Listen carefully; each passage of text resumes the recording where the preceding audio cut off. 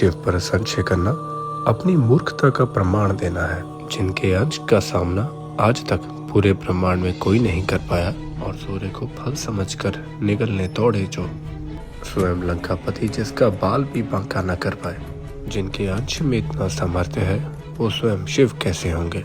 20वां अध्याय हनुमान अवतार।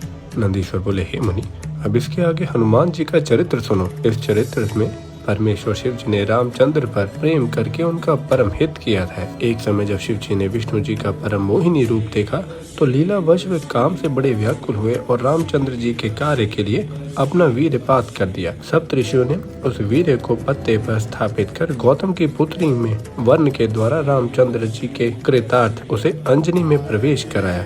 फिर तो उस वीर्य से महाबली और पराक्रम युक्त वानर शरीर वाले हनुमान जी शिव जी से उत्पन्न हुए।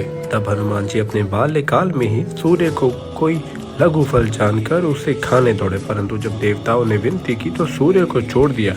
देवताओं और ऋषियों ने उन्हें महाबली शिव का अवतार समझा।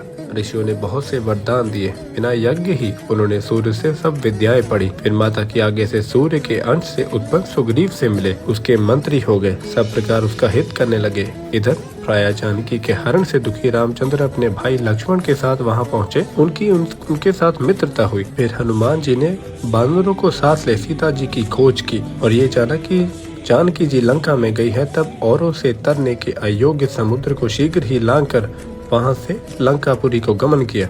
जानकी जी का दुख हरण किया, रामचंद्र जी का समाचार सुनाया। फिर रावण की वाटिका को उजाड़ बहुत से राक्षसों को मार जब रामचंद्र के पास लौटने लगे तो रावण के दूतों ने ब्रह्मफांस द्वारा उन्हें बांधकर पूंछ में वस्त्र लपेट तेल गिरा, उसमें आग लगा, बहुत सा कष्ट देना चाहा। इससे कुपित हो उन्होंने कूद कूद कर कौतुकी ही से संपूर्ण लंका को जला दिया। फिर समुद्र में कूद अपनी पूंछ घुमा बुझा। शिव के अंश से रामचंद्र जी के पास आए। सीता जी ने जो अपने सिर की मणि उन्हें दी थी उसे रामचंद्र जी को दिया। फिर रामचंद्र जी की विजय इच्छा से शिवलिंग की प्रतिष्ठा कराकर पूजन किया तथा शिव जी से विजय वर ले रामचंद्र ने लंका को घेर लिया।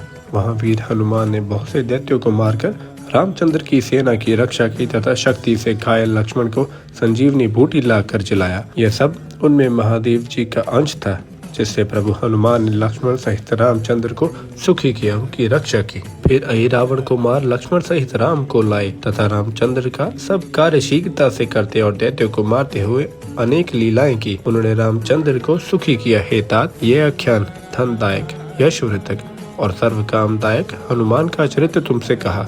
जो मनुष्य इसकी भक्ति पूर्वक सावधान होकर सुनता है वह इस लोक में सब मनोरथों को भोग कर अंत में मोक्ष लाभ करता है।